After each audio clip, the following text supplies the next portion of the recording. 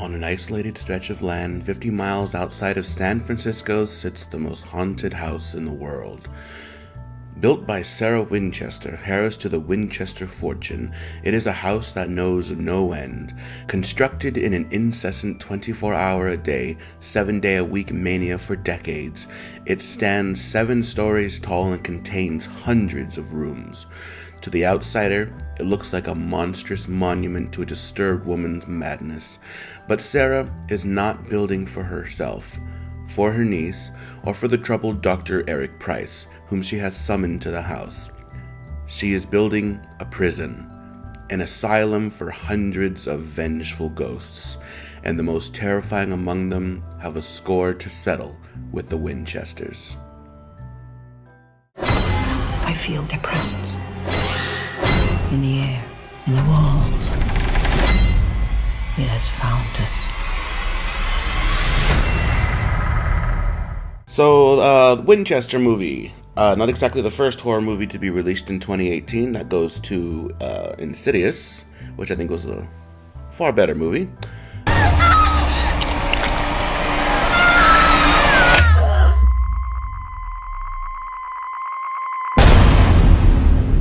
Winchester sort of falls between being stuck between a very good premise and being incredibly cheesy.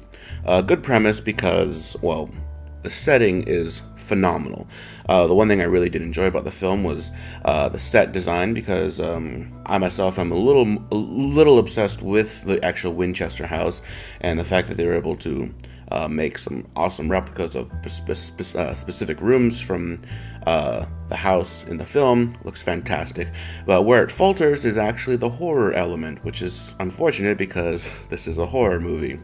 A lot of it just seems to be incredibly cheesy, hammy, I guess you could say. Yeah, but everything about this film feels a bit like clunky.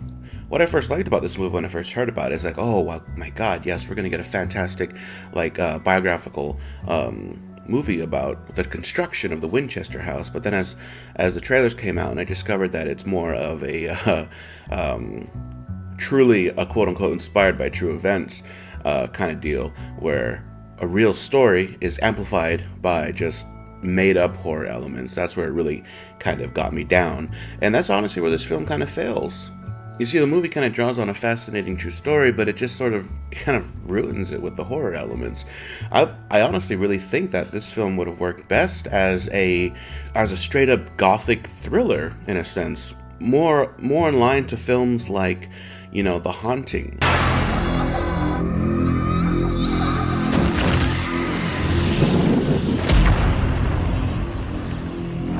The first Haunting, of course.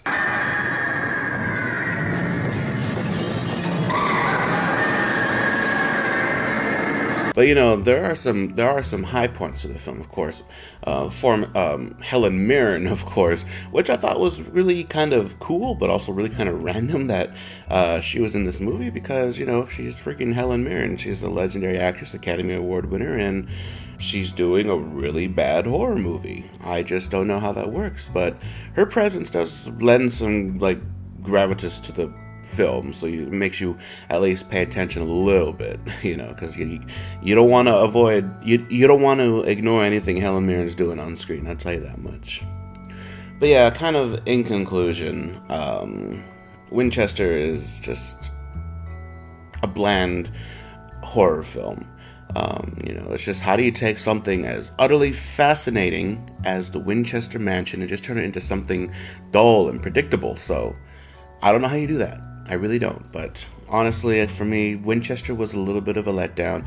I was kind of walking into the theater knowing that it would be a little bit of that it wouldn't be like the best movie, but it also wouldn't be the worst movie, which is what we have here. So I'd say it earns a solid C- rating. I'd say I give it a solid 6 out of 10 on my personal scale. So, hey, if you horror aficionados out there kind of want to get your fix, I'm pretty sure this might do a little bit for you. Honestly, the best moment in this film revolves around a mirror. So I'm not quite sure if it'll satiate the appetite for any hardcore aficionados out there, but it will definitely burn a good 90 to 100 minutes for you. So go in knowing all that. My name is Harrison John Bahe with Bahe Reviews. Thanks for listening in. Have a good day. Your anger will never defeat us.